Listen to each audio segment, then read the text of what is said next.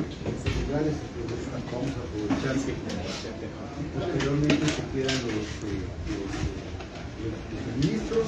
Bienvenida, ministros, gracias por acudir a esta citación. Básicamente es una citación de identificar avances, obstáculos que hay en el tema de materia educativa para el país y que desde la administración pública se está haciendo, que vaya a dar ese año encontrado, que se ha logrado avanzar, cuáles son los principales retos que hay para lo que resta. Ya a partir de un año pues ya se tiene el control de la institucionalidad y hay aciertos y desaciertos también en la administración. Queremos hablar de eso y queremos identificar justamente qué es lo que se podría hacer. La educación en Guatemala todavía es un elemento fundamental para el tema de la movilidad social. Sin embargo, históricamente la educación ha tenido grandes rezagos en el país y recientemente los efectos de la pandemia también tuvieron en el tema de formación de los niños y las niñas un efecto muy complicado. De todo eso queremos hablar. Bienvenidos. Les voy a solicitar ponernos en pie para la juramentación correspondiente. Estas citaciones se hacen en el marco de las atribuciones que tenemos como congresistas, que están tanto en la Constitución Política de la República como en nuestra ley orgánica. Se hace este acto de juramentación no como un acto meramente protocolario, sino como un acto en el que se asegura que los funcionarios están diciendo la verdad, porque es parte de las atribuciones que tenemos como congresistas, poder recopilar la información de las diferentes unidades ejecutoras del Estado. Si no es levantar su mano, por favor, juran por su honor de funcionarios y ciudadanos y ciudadanas responder con la verdad a las preguntas que desean formularse, a la información que les sea referida en esta situación. Habiendo sido juramentados, bueno, estamos ya un año, ministra. Una primera pregunta, ministra, es ¿qué tanto de lo que tenían ustedes planificado en su propuesta de gobierno lograron plasmar en el primer año? ¿Verdad? Ministra, usted tiene las calidades de haberse preparado prácticamente toda la vida para llegar a ese puesto, ¿verdad?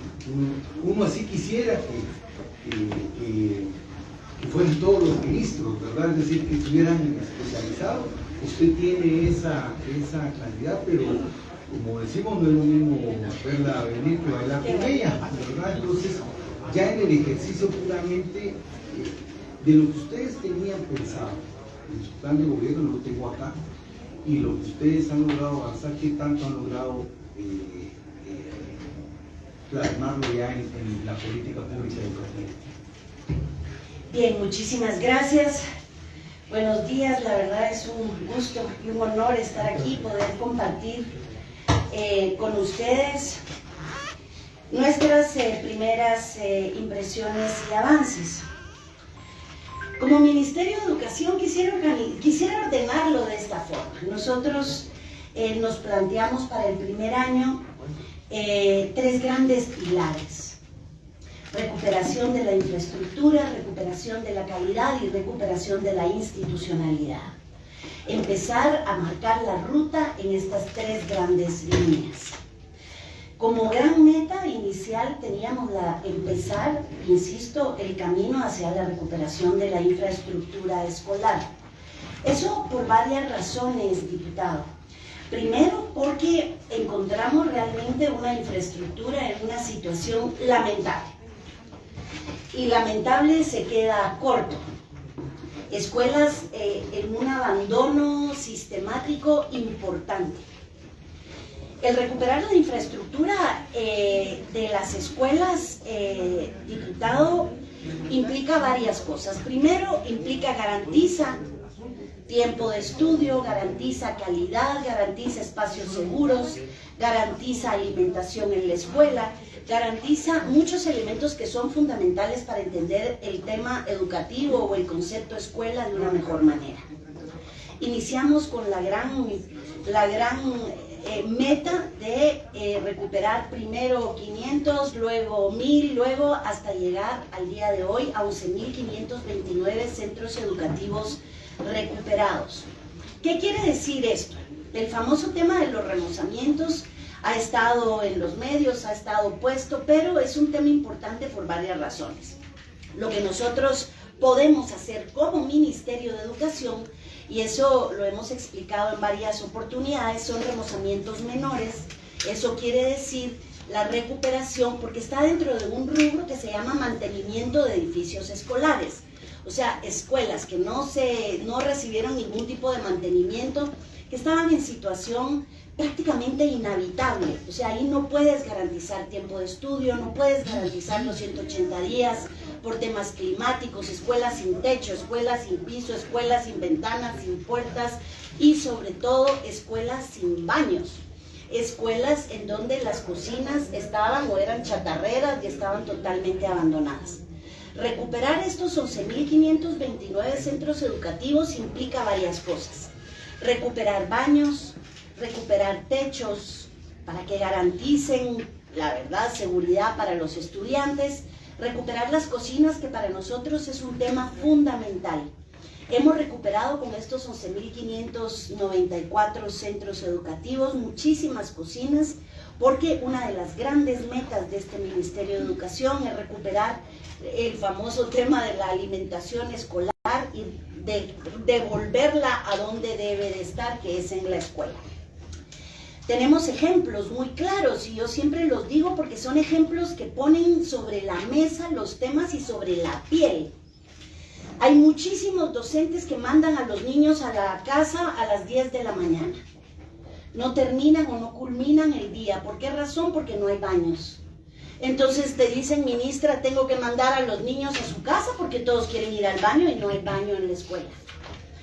El tema de la alimentación escolar es fundamental. Tenemos escuelas con plagas, escuelas con... Bueno, miren, es una situación, la verdad, terrible. El recuperar estos espacios lo que hace es que inicia con esta ruta. Para este año tenemos presupuestados, creo que son 600 millones para recuperar otras 10.000 escuelas. Y con esto estaríamos de las 35.922 escuelas que tiene el sistema educativo, estaríamos recuperando 22.000, 23.000 escuelas para garantizar mejores aprendizajes. Ese es el primer tema, ese es el diputado, ¿cómo le va? Ese es el primer tema que es importante porque eso nos garantiza, la verdad, empezar por lo básico, ¿verdad? Ese no es el proyecto educativo, pero es importante garantizar eso. Esto en materia de infraestructura. Yo siempre digo, diputado, que la educación es como una moneda. ¿Tienen ustedes un sistema de información que refleje ¿Cómo está? Qué gusto verlo. Perdón. La situación del sistema de infraestructura escolar? Ajá. ¿Tienen algún censo? ¿Tienen alguna data que refleje cuáles son las necesidades ya prácticas en el tema? Nosotros entendemos y creemos que es un paso importante el tema de los remozamientos, ¿verdad? Como un primer paso de hacer lo mínimo, ¿verdad? Involucrar a los padres de familia. Al final para el ministerio también es una actividad importante, que yo no sé por qué no lo habían hecho los otros ministros del gobierno, si solo es trasladar a las OPFs. Claro, hay algunas guías, ¿verdad? Pero no cuesta nada, simple y sencillamente trasladarles a los de padres de familia este tema. Pero lo que se necesita en tema de infraestructura es mucho más fuerte, ¿verdad? No solo con la existente, sino que nos permita generar condiciones de infraestructura para ampliar la cobertura. ¿Tienen ustedes esa información? ¿Dónde la podemos conseguir? Sí, diputado, yo se la puedo entregar ahora mismo. Nosotros abrimos en aras de la transparencia y volver este tema de los remozamientos, un tema de todos y de todos los ciudadanos, el portal que se llama remozamientos.mineduc.gov.gt. Ahí uno puede ingresar y ustedes lo que van a encontrar son todos los remozamientos que se han hecho a la fecha, en qué departamentos, en qué escuelas. Es más, usted llega por departamento, luego lo lleva al municipio, luego lo lleva a las imágenes del antes, del durante y del después. ¿Qué se hizo? Está la liquidación y la verdad es una página muy completa.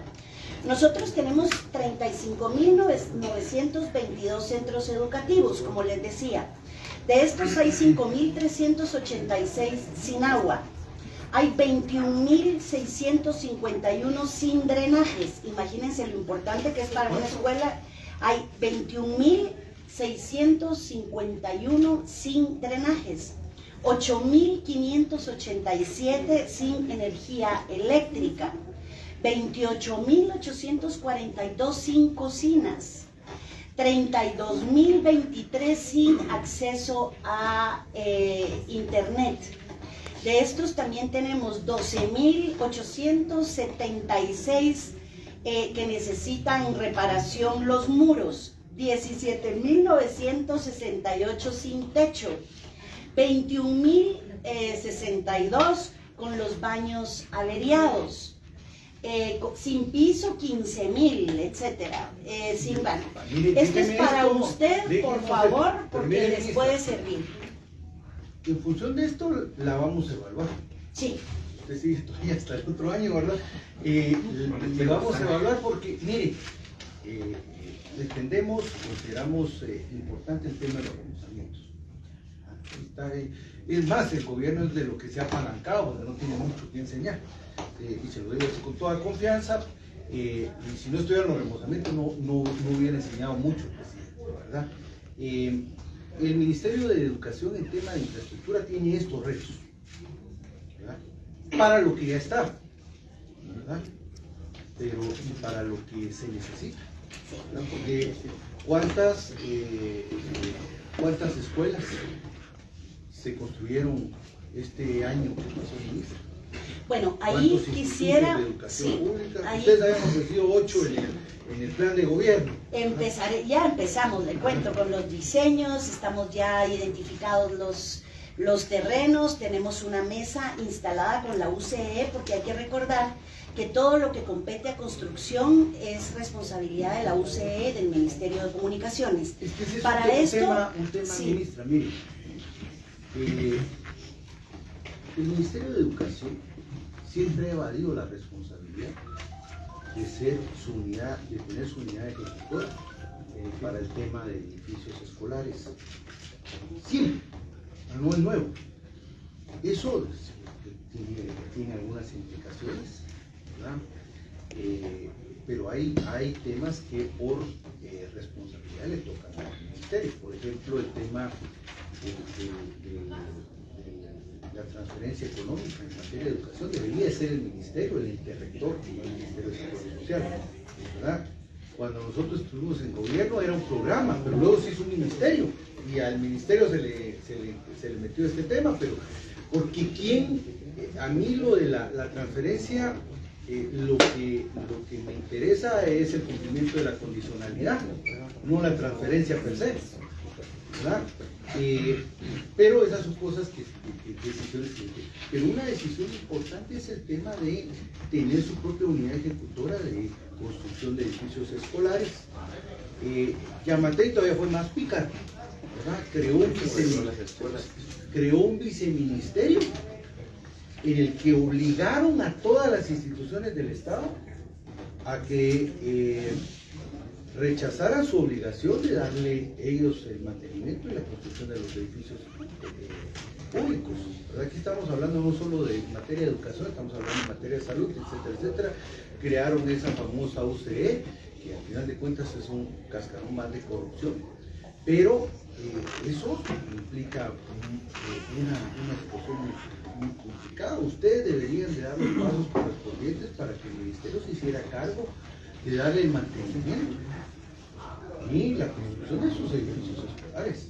Es una unidad ejecutiva. Hay que crearla, es complicado, pero es que mire, pasa lo que sucedió ahorita con muchos remozamientos de la UCE, no solo lo de las famosas, ese fraude de las escuelas bicentenarias, sino todos esos remozamientos que se hicieron, que se quedaron a medias, y entonces que aquí le pedía uno cuentas, si era el Ministerio de Educación, era el Ministerio de Comunicaciones, uno a otro se tira la chibolita. Eso no puede ser. Al final tiene un impacto muy concreto en el tema pero son sus planes. Ustedes deberían de dar ese paso, porque es en la línea correcta, ¿verdad? De hacerse cargo de su infraestructura y no delegarla a otro, porque sucede en esto, el modelo es infuncional como está y no ha funcionado, y mucho de eso depende de, claro, para esto el Ministerio de Educación debería tener y contar con más recursos. Solo ese tema es importante, porque si no, el tema del crecimiento de la cobertura y la infraestructura tampoco va a estar. Tenemos, diputado, una mesa instalada con el Ministerio de Comunicaciones, con la UCE, en donde tenemos los proyectos planteados de las escuelas que se necesitan ahora, porque hay varios temas aquí vinculados. Uno, fueron todas las tragedias que ocurrieron climáticas, en donde muchas escuelas quedaron prácticamente inhabitables. ¿Cuántas escuelas nuevas hicieron el año pasado? No, escuelas, bueno, a través de CODES, alcaldías, estamos tratando de impulsar. Si eso no nos corresponde a nosotros, ¿verdad? No podemos construir. Es que el tema es eso, ¿verdad? Y entonces me voy a comunicaciones, y comunicaciones el dato que tienen es que no hicieron nada. 135 millones se ejecutaron en la UCE y todo fue para pago. O sea, no se hicieron escuelas nuevas, no se hicieron institutos nuevos, no se construyeron aulas nuevas. ¿Cuántas aulas nuevas se construyeron? Pues esperamos que este año, la verdad, logremos avanzar con estos 400. 60.000 aulas nuevas en su plan de gobierno, por eso le decía, ¿verdad? Esos son, o sea, mire, esto que usted me está haciendo es lo que nosotros vemos. Ustedes le tiran la chibolita a los otros. Es que no es que le tiremos la chibolita al diputado, sino eso es lo que dice la ley. A nosotros la ley nos impide y nos prohíbe construir. Mire, ministro, así que esperemos nosotros ahora, solo para responder a esto, esperemos poder fortalecer la UCE y que la educación sea prioridad, y tenemos realmente la lista de centros educativos que necesita hoy el sistema. Mire, nosotros no podemos construir, entonces nosotros entendemos esa parte, pero creo que el tema es que el Ministerio de Educación sí debería hacer una especie de transición hacia tener su propia unidad para el tema de construcción de edificios de educación. Y el tema, incluso yo lo que le quería preguntar era inicialmente cuál fue el mecanismo que utilizaron para la identificación de los remozamientos del quinto programa, porque yo fui en contra de estas escuelas y ahí no le dieron ningún apoyo, y así le puedo demostrar muchas más. Y entonces incluso la identificación del quinto programa fue un tanto, digamos, discrecional, o fue, digamos, en algunos casos, incluso a mí gente en el Ministerio de Educación me ha dicho, mire, diputado, aquí habían varios diputados que estaban peleando los remozamientos de los 75,000 quetzales, incluso nos venían a presionar aquí a la departamental para que generáramos un paquete de remozamientos y se lo diéramos a determinada empresa. Hasta ese punto llegaron en algunos casos. Pero mire, ministra, estos son los temas que creo que sí hay que abordar, y hay que abordarlo de la forma estructural en la que está. Si ustedes siguen confiando en la UCE, a como ha venido haciendo, yo le podría enumerar 5 escuelas ahorita en San Marcos, que las dejó tiradas la UCE de la administración pasada, pero que el año anterior la UCE tampoco hizo nada por recuperarlas. Estamos por iniciar el ciclo escolar 2025 y esos estudiantes que pasaron precariedad 2022, 23, 24 van a volver a pasar la misma precariedad 2025, porque la UCE no tiene la agilidad para poder resolver el tema de infraestructura. Y aquí el tema es de que ustedes le quieren dar nueva infraestructura a la UCE cuando no ha podido recuperar la infraestructura que está tirada y que sigue afectando a los estudiantes hoy por hoy. Y que muchos de esos remozamientos están hechos a base de corrupción. 2 millones de quetzales para ir a pintar una escuela, cuando ustedes creo que lo hicieron con 75,000 quetzales, eso es lo que le muestra, ministra, el tema de la corrupción que ha caído en este caso. Aquí, ministra, creo que hay que discutir 2 cosas. Uno, sí, lo que hay que rescatar todo lo que está tirado en la UCE, en escuelas, pero creo que también el Ministerio de Educación debe empezar a buscar la forma de tener su propia unidad para ejecutar sus proyectos de infraestructura educativa. Si no, vamos a seguir teniendo los mismos problemas y cada vez que vengamos a una reunión de estas, el planteamiento va a ser, vamos a ir a hablar con la UCE, y el problema es que nos vamos a encontrar que tenemos 1000 escuelas tiradas ahorita en temas de remozamiento. Tenemos varias aulas que ni siquiera techo tienen ahorita, pero que ya se pagaron incluso.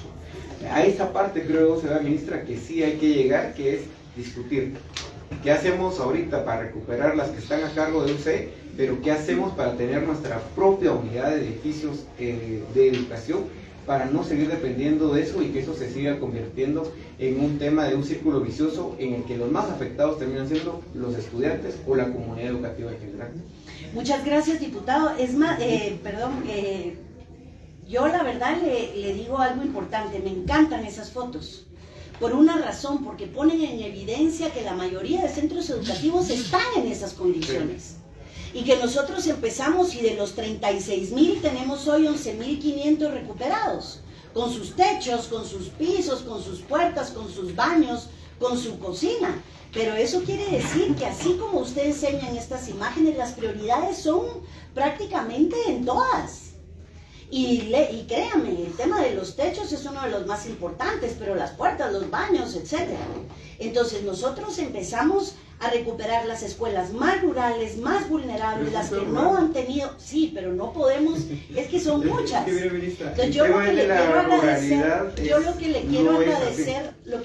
vengo del área rural, ministra, y la ruralidad, como usted la está viendo, ministra, sí, no es el mismo concepto con el que la vemos nosotros. Si usted mira en la lista de remozamientos, va a encontrar dónde están ubicadas las escuelas que hemos recuperado. Le puedo decir que yo ya lo revisé, señora ministra, ¿sí? Y la mayor cantidad, incluso que ha usado sus diputados de la bancada Semilla, son un 75%, le podría decir que son urbanos, semiurbanos. El tema de la ruralidad se quedó un cacho pendiente, señora ministra. Esto de la ruralidad, y esto de la ruralidad, incluso en un municipio que usted lo tiene a 3 horas y media, que es San Lucas Tonimán. Pero si vamos a la ruralidad de Alta Verapaz, si vamos a la ruralidad de Varías o Huehuetenango, usted se va a encontrar que el impacto ha sido aún más limitado. Y le quiero poner como ejemplo, señora ministra, el tema del INCA. ¿Qué hizo el INCA con los 75,000 quetzales del remozamiento que dieron del quinto programa? Componer un portón y un balcón. Podemos ir aquí a la escuela de zona 3, ¿qué fue lo que hicieron? Hacer el muro, que era la necesidad más urgente. Pero ahí su equipo de educación le podrá decir que incluso la urgencia es el tema de la terraza. Y ahí seguramente vamos a pasar 2 años más discutiendo con la UC si le entra, porque aquí, ministra, todas las escuelas son prioritarias. El tema es cómo se va a atender a través de una estrategia realmente de largo alcance, digamos, en este sentido, y que los resultados sean ahora, digamos, en este caso. Si seguimos confiando en el tema de los consejos departamentales de desarrollo, seguimos dejando infraestructura tirada, porque las escuelas y las aulas tampoco son terminadas. Entonces yo se lo digo con todo respeto, ministra, yo respeto, digamos, la cifra que ustedes tienen de los 11,000 remozamientos. Hay algunas cuestiones que la gente ha podido atender en lo inmediato, digamos, en lo puntual, con unos temas enfocados en seguridad, otros temas enfocados en baños, otros temas enfocados en cambiar láminas, otros temas enfocados, digamos, en atender algo que era prioritario para la escuela, pero que no resuelve los problemas de fondo, digamos, en este sentido. Pero si seguimos, digamos, en esa dinámica, que la UCE se haga cargo de todo, lo único que vamos a encontrar, señor ministro, ojalá no, pero al acabar los 4 años de este gobierno, vamos a seguir teniendo el mismo listado de escuelas sin que se hayan culminado. Entonces, darle más escuelas, darle más tareas a la UC ahorita, sin haber terminado lo que tiene pendiente, esa mesa, creo que es un cachito poco de responsabilidad que hay que irlo viendo realmente cómo va a ser el funcionamiento de esto.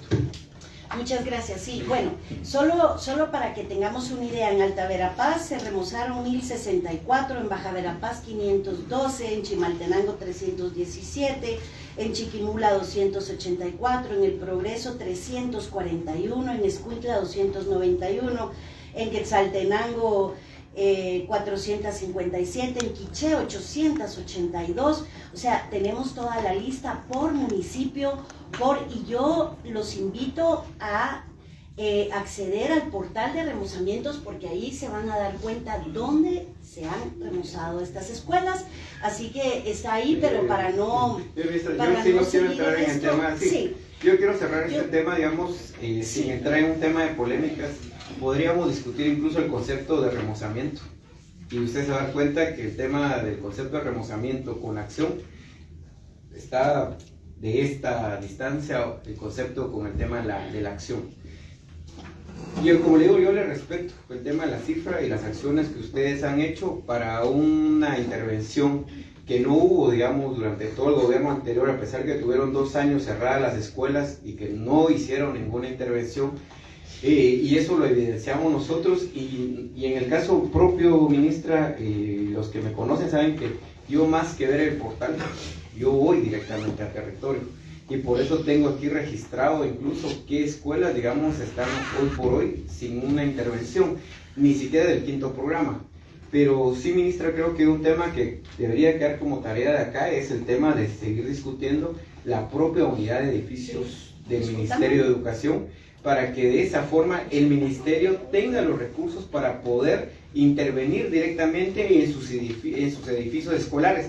Si no, vamos a seguir contando esa historia de dejárselo a terceros, y esos terceros muchas veces lo que hacen es robarse el dinero que debería de ir destinado a mejorar las condiciones educativas de la niñez guatemalteca en este sentido.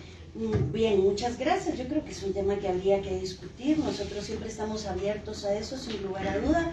Ahora, algo importante es que también este tema de los remozamientos ha despertado muchas cosas. Primero, la participación de las organizaciones de padres de familia, que es la verdad algo para valorar. La verdad es fascinante cómo los padres de familia han trabajado y se han entregado al programa de los remozamientos, pero junto con eso, lo que hemos logrado es tener alianzas estratégicas con alcaldes, con CODEDES que están apoyando en los remozamientos y que están ofreciendo la construcción de cocinas que nosotros no podemos hacer, que están ofreciendo construcción de nuevas escuelas, que estamos estableciendo una alianza muy interesante con mucha mística por recuperar la infraestructura escolar en lo que nosotros podemos y lo que ellos pueden hacer. Y les pongo un ejemplo, diputado. Un ejemplo claro es que, por ejemplo, nosotros ponemos los materiales con los 75,000 quetzales y las alcaldías ponen la mano de obra, por ejemplo. Eso es importante porque estamos logrando mejorar los recursos y lograr más avances para las escuelas. Entonces, nosotros tenemos reuniones prácticamente todos los días, yo personalmente con alcaldes que dicen, bueno, nosotros le vamos a hacer la cocina. Nosotros ponemos mano de obra y ustedes pongan los materiales. Y vamos avanzando, la verdad. Hay escuelas que han logrado, pues, la verdad, optimizar los recursos que tiene el Ministerio de Educación. Ojo, reconociendo, y yo estoy de acuerdo con usted, reconociendo que lo que podemos hacer nosotros es esto.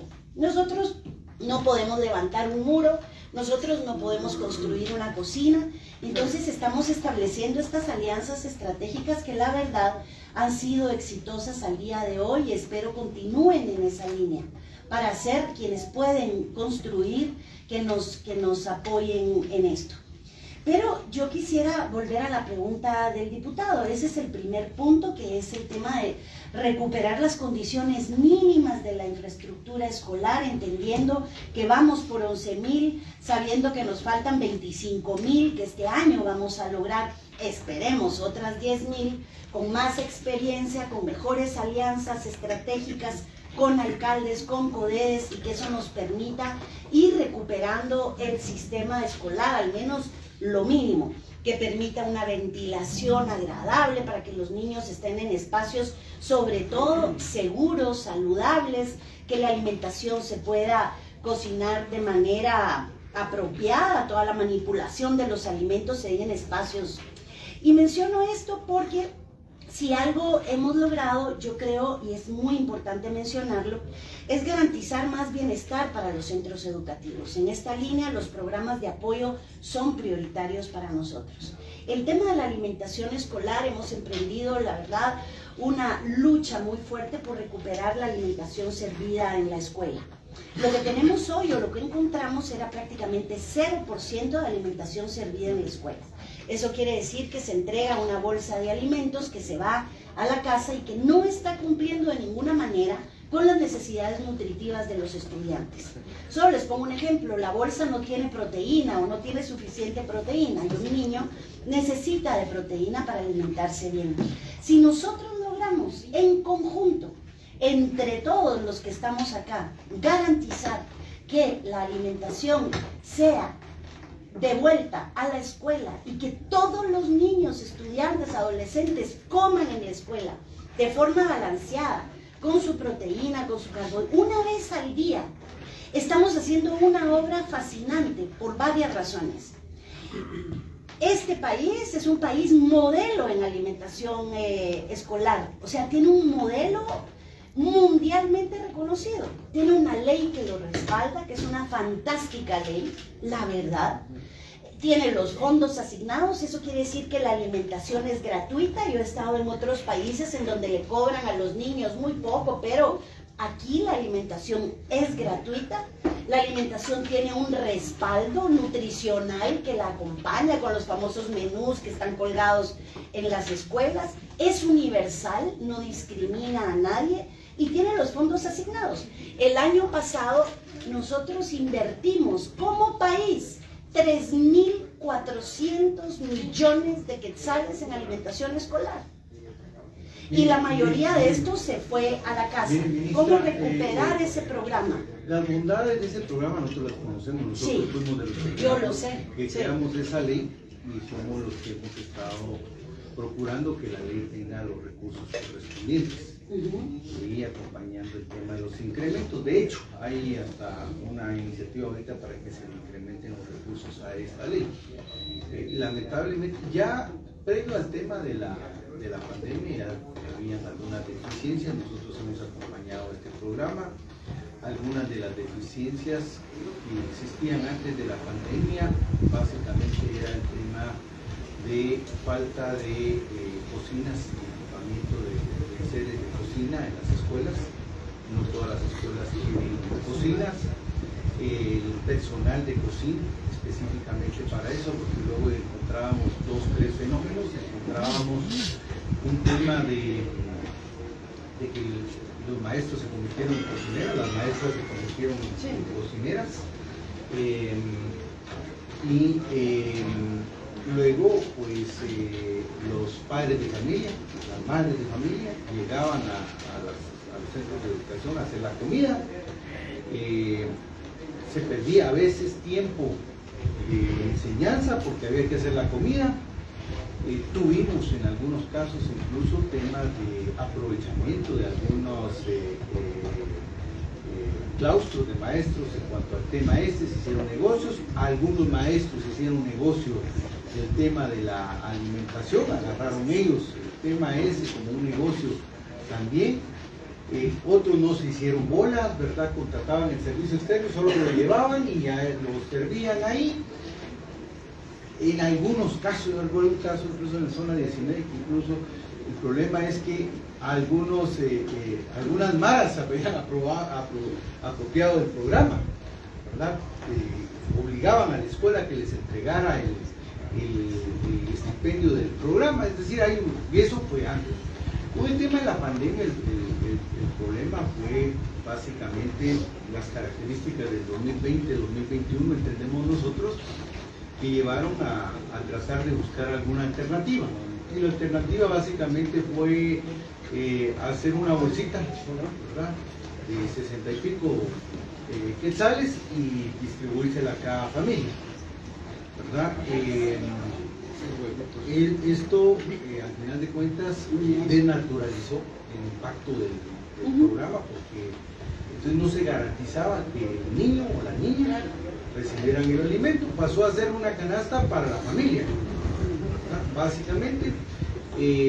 Pasamos así todo el 2022, el 2023, y entiendo que ustedes un margen ya remitieron el año pasado. ¿Cuánto porcentaje en términos concretos está funcionando el programa vía bolsa o vía ya entrega de alimentos ya directamente? Hemos recuperado al día de hoy, según nuestros datos, el 30% de la alimentación servida el año 2024.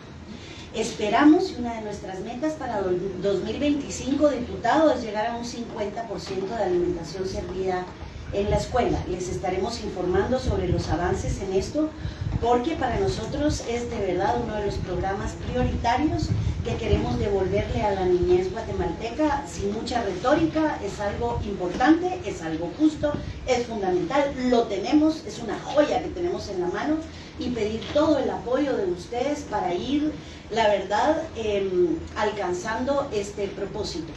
Nuestra lucha con alcaldes, construcción de cocinas, es la verdad importante, y estamos al frente de esta lucha con mucha fuerza.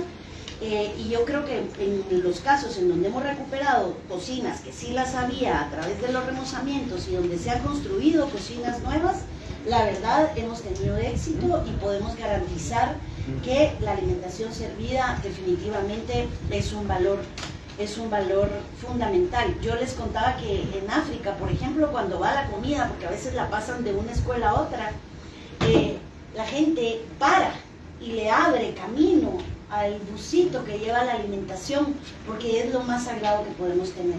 Y solo decir, este no es un programa de alimentación familiar, este es un programa de alimentación escolar. Por lo tanto, tenemos que devolverla a la escuela. Pero otro tema importante que usted decía sobre los avances que usted preguntaba, hay algo que no quiero retirarme sin mencionar. Cuando yo mencionaba que la educación es como una moneda de dos caras, su esencia es tener dos caras, ¿cierto? No puedo imaginar una moneda de una sola cara.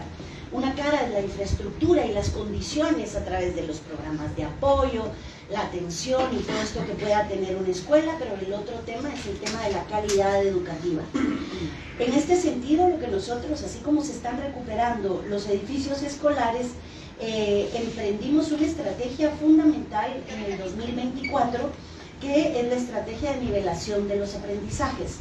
Lo que encontramos después de hacer evaluaciones serias, científicas, etcétera, es que de cada 10 niños que hay en primaria, solo 3 saben leer bien. Eso realmente es quizá lo más trágico del sistema educativo, porque si una niña en cuarto primaria no sabe leer bien, no podemos esperar ningún tipo de aprendizaje, ni siquiera matemática, nada. O sea, la lectura es primordial. Por lo tanto, lanzamos una estrategia el año pasado que la verdad está funcionando muy bien, eso nos tiene muy satisfechos. Es una estrategia que va a continuar en 2025 y es una estrategia que va sobre la nivelación de los niños y niñas a nivel diferenciado en materia de lectoescritura.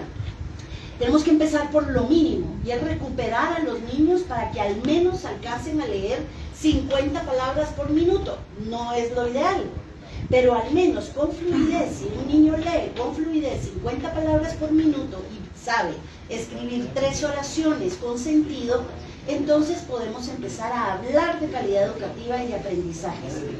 Esto pasa por inducción a los docentes. Tuvimos más de 40.000 docentes que recibieron inducción y que ya están aplicando en el aula esta estrategia. Esto va acompañado del Programa Nacional de Lectura que vamos a lanzar este año, porque de nada sirve que una niña o un niño aprenda a leer si no tiene recursos para hacerlo luego. Entonces, el Programa Nacional de Lectura, aquí el viceministro técnico podría, si ustedes quieren saber más detalles sobre esto, consiste, y está en nuestro presupuesto planteado, no solo llevar libros, sino que consiste en toda una estrategia para despertar nuevamente la mística de la lectura en los niños y niñas, que es fundamental para garantizar todos los aprendizajes que vienen. Nosotros, para garantizar también otro tema que es importante dentro de los programas de apoyo, estamos tratando de entregar una escuela mejor. ¿En qué sentido? No solo su infraestructura, sino que logramos casi triplicar, o sea, un 150% de aumento al monto de gratuidad.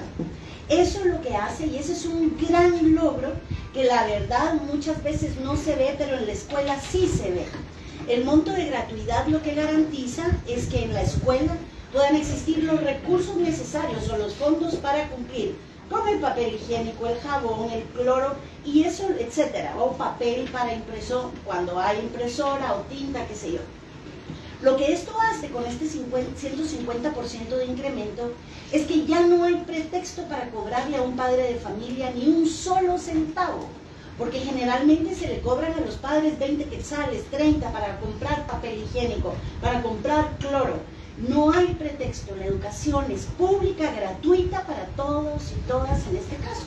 Entonces, el incremento de este monto es algo que hay que ponerle mucha atención, porque ahora hemos recibido ya mucha gratitud por parte de los directores de los centros educativos que dicen, bueno, desde que se creó el programa nunca había recibido ni un solo incremento. Igual el tema de incremento, duplicamos el monto de útiles escolares para garantizar que los niños tengan, los jóvenes tengan más recursos. Nunca es suficiente y lo sabemos, pero al menos logramos duplicarlo para que cuenten con los útiles escolares necesarios. Pero lo más importante y que apunta al tema de calidad educativa es el tema de los libros de texto. Vamos a entregar 11 millones de libros de texto este año. Ya están llegando a los centros de acopio los libros de texto. Por primera vez en mucho tiempo los niños van a recibir libros de matemática, de idioma, de ciencias, o sea, van a recibir todos los libros de texto. Esperemos que cuando inicie el ciclo escolar. Empezaron a llegar ya y esto la verdad es inédito. Y lo importante no es que sea inédito, lo importante aquí es que los libros de texto garantizan más calidad educativa en el aula, son una herramienta importante para los docentes. No hay, ¿verdad? Es muchas veces la herramienta con la que cuenta el docente para trabajar en el aula, sobre todo cuando son aulas multigrado, que son la mayoría en el área rural. Entonces los libros de texto lo que hacen es que son un acompañamiento importante para empezar, no solo con el tema de nivelación de aprendizaje, lectura, escritura, sino que cuenten con los libros de texto como apoyo. Así que yo creo que son cambios importantes, que son los básicos, son los cambios que se necesitan para poder empezar a pensar en una mejor educación. Por otro lado, el tema de la contratación de docentes ha sido importante, porque uno de los grandes vacíos que tiene el sistema educativo, diputado, es la falta de docentes. Como ustedes, no sé, aquí nos ha acompañado, la verdad, pero con mucha fuerza el diputado Chic, y queremos agradecerle porque ha estado muy de cerca con el tema de las contrataciones de docentes. Hemos lanzado una nueva convocatoria, más de 10 años de no tener convocatoria para educación media. Eso es importante, 10 años sin convocatorias para educación media. Imagínense qué podemos esperar o qué calidad podemos garantizar en la educación media si no contamos con los docentes especializados. Esto es por cátedra. Entonces se contratan por cátedra de química, física, biología, estadística, etcétera. Más allá de estos, vamos a contratar 4.000 docentes en educación media. Eso es quizá uno de los temas más importantes que hay. Luego tenemos... Quería solo como... Sí. Tal vez diputados... Bueno, yo estaba atento a su intervención, ministra, estaba atento a su intervención. Tal vez aquí la reflexión interrogante es hacia dónde va el sistema educativo, cuál es el destino de la educación. Decía Carlos González que la educación hay que pensarla en el largo plazo, a 20 años, pero hay que dar pasitos. En estos 3 años que quedan, cuál es el rumbo que le vamos a dar. Y en los años 90 era Salvemos el Primer Grado, y Empresarios por la Educación hacía un monitoreo de la entrega de los útiles, de los textos que se entregaran desde enero y no hasta septiembre, ya cuando iba a terminar el ciclo escolar se estaban llevando los libros, y habían entidades que monitoreaban eso en los años 90, y después la reforma educativa de los acuerdos de paz. Hay un montón de documentos ahí que se quedaron abandonados. ¿Irá a haber algún acuerdo mínimo por la educación? ¿Qué van a marcar ustedes? Porque mire, el remozamiento es el barniz, se despinta y ya no se va a recordar. Lo de fondo es hacia dónde vamos el sistema educativo. Japón acaba de hacer una reforma donde dice: mis estudiantes van a ser ciudadanos del mundo, tienen que estar abiertos a todas las culturas, a todos los idiomas, le dan un énfasis a la matemática de negocios, a la lectura, al civismo, a la computación, a los idiomas. Suecia hizo un para atrás. Lula acaba de prohibir en todas las escuelas el uso de teléfonos y de todo eso porque distraen. ¿Irá a haber algún acuerdo mínimo por la educación? ¿Hacia dónde va? ¿Qué va a dejar de sello? ¿Cómo va a marcar a usted su presencia en estos 3 años? ¿Hacia dónde va a tirar el tema educativo? Y aquí hay un tema también importante, el tema del pacto colectivo, porque si no hay una situación de gobernabilidad como el magisterio, no hay acuerdo por la educación, no se va a lograr. Ojalá quisieran un llamado a que la Iglesia Católica, la Iglesia Evangélica, las universidades, los institutos de investigación, los pueblos indígenas, los empresarios, por supuesto, se pongan de acuerdo en que sea en un pacto mínimo por la educación. ¿Y eso mínimo qué es? ¿Hacia dónde vamos? Entiendo que se hizo una consulta, ya están nuestros amigos Carlos Saldana, que creo que fue el que dirigió esa consulta. Para el Pacto Nacional. No sé yo si la ruta más adecuada era preguntarle a los estudiantes o convocar si se hizo una contextualización a los estudiantes previo a una consulta, porque si se hace así en frío, tal vez, no sé si se hicieron talleres de contextualización, qué sé yo, pero mi gran interrogante es, bueno, ¿hacia cuál es el destino que ustedes llevan? De alguna manera, ministra, se lo dijo aquí el diputado Blanco, ustedes son uno de los mejores equipos del gobierno, ¿no?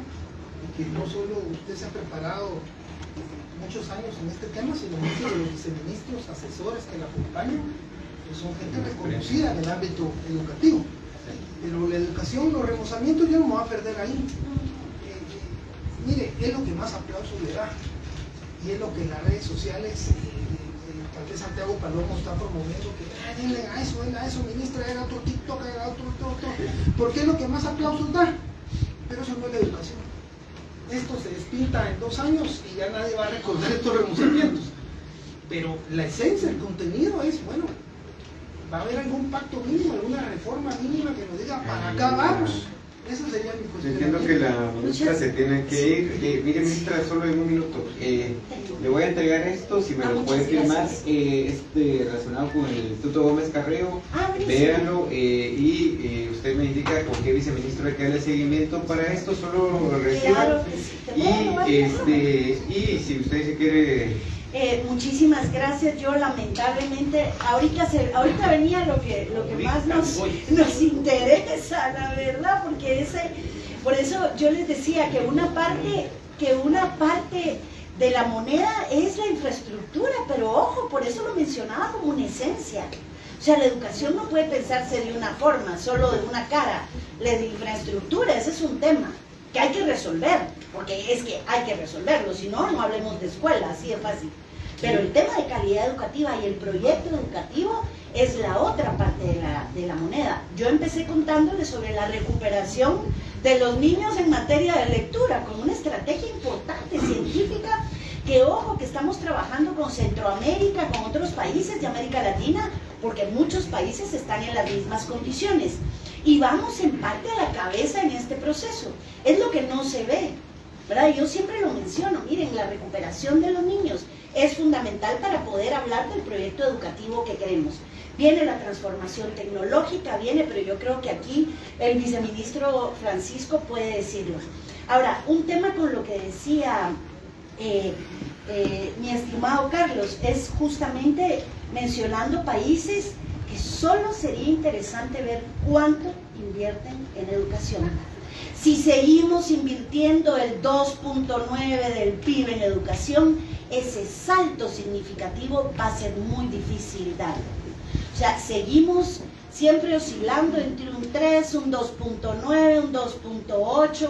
Lo que invierte el país en educación no es suficiente para garantizar ese salto significativo e importante. Y es algo que creo que entre todos y todas tenemos que sentarnos a pensar. Hay que repensarlo, ¿verdad? Pero muchas gracias. Tengo que salir corriendo. Para una cosa. Creo que la situación es muy importante. Yo lo que pondría es que la reprogramemos. Claro que sí. Para que usted pueda estar, ¿verdad? Para el próximo martes, ¿verdad? ¿Qué fecha le queda bien de la próxima semana? Si quiere, miremoslo con... De una vez, así. Con doña Lili. Porque sí es importante que usted esté. Pero no nos van a denunciar esta vez. Ahí son especialistas en el No, mire, me encantará volver, pero si va, porque eso es lo que ahorita entrábamos en los temas que en serio más nos interesan. Mire, 4 temas. Quiero agradecerles muchísimo. Y solo para que tomen nota los viceministros. Mire, 4 temas. Y es un tema que creo que sí debe tomar nota los viceministros para que le pasen a la ministra luego. Es el tema del inicio del ciclo escolar. Miren, el tema es que la gente esperaba que este 2025 pudiéramos iniciar, no en el Día del Cariño, el ciclo escolar, sino que pudiéramos iniciarlo mucho antes. Entonces hay una petición expresa de padres de familia, de maestros, relacionado con iniciar el ciclo escolar antes de esta fecha, ver las posibilidades si todavía se pueden hacer algunos ajustes, digamos, para, bueno, el inicio ya no se puede, pero ver la posibilidad para 2026 sí poderlo iniciar de forma pronta, que tal vez que coincidan los tiempos con el tema del nivel del ciclo privado, para que de esa forma pues podamos tener mejor impacto en el tema educativo. Eso sí lo quería dejar de una vez expresamente para que podamos darle seguimiento, viceministros. Entonces damos por cerrada esta situación. Anotado.